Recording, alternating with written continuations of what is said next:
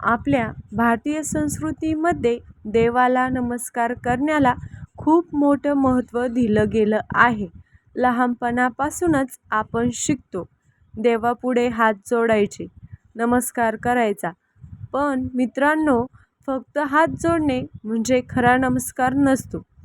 आजकाल अनेक लोक रोज देवपूजा करतात, मंदिरात जातात, आरती करतात, पण तरीही मनात शांतता नसते, घरात समाधान नसतं आणि यामागे कधी-कधी कारण असतं नकळत होणाऱ्या काही चुका.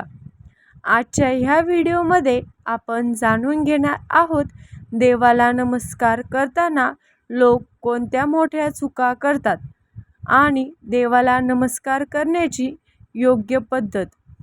मित्रांनो, नमस्कार हा फक्त एक संस्कार नाही, तर तो आपल्या अहंकाराला खाली ठेवण्याचा मार्ग आहे.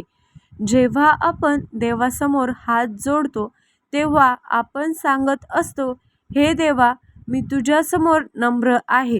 पण जर हात जोडले आणि मनामध्ये अहंकार, राग, मत्सर किंवा नकारात्मक विचार असतील तर त्या नमस्काराचं महत्त्व कमी होते. सर्वात मोठी चूक, आजकाल अनेक लोक देवाला नमस्कार करताना फक्त घाई करतात.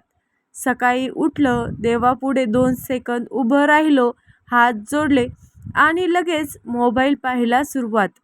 मित्रांनो, हीच सर्वात मोठी चूक आहे.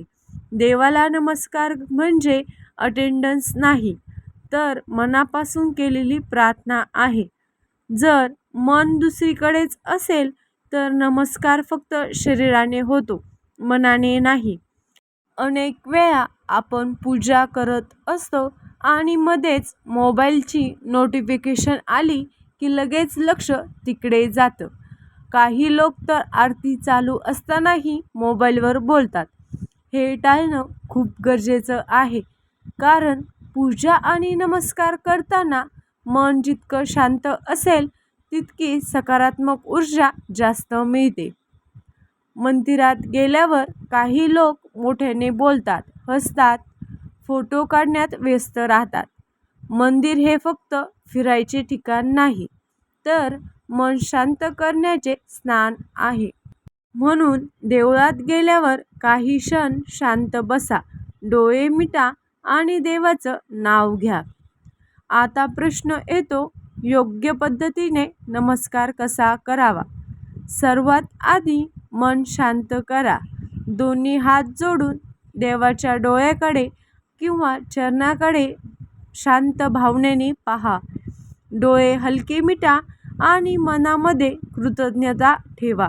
देवाकडे फक्त मागण्यासाठी जाऊ नका, तर जे आहे त्याबद्दल धन्यवादही द्या. शास्त्रामध्ये असे सांगितले जाते की देवाला मोठे शब्द, मोठी पूजा किंवा महाग वस्तू नको असतात. देवाला हवी असते ती खरी भावना.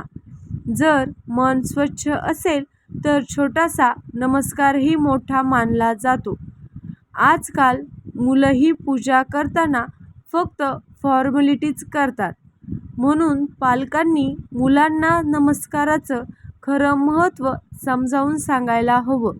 देवाची भीती नाही, तर श्रद्धा आणि संस्कार शिकायला हवेत. मित्रांनो, जीवनात कितीही अडचणी आल्या तरी मनापासून केलेली प्रार्थना माणसाला आतून मजबूत बनवते. म्हणून पुढच्या वेळी देवाला नमस्कार करताना घाई करू नका. फक्त काही क्षण पूर्ण मनाने देवासमोर उभं राहा, कारण खरा नमस्कार हाताने नाही तर मनाने केला जातो. जर तुम्हालाही हा व्हिडिओ आवडला असेल तर लाईक करा, शेअर करा आणि आपल्या चॅनलवर नवीन असाल तर आपल्या चॅनलला सबस्क्राईब करून घ्या आणि कमेंटमध्ये जय श्री राम लिहायला विसरू नका. धन्यवाद.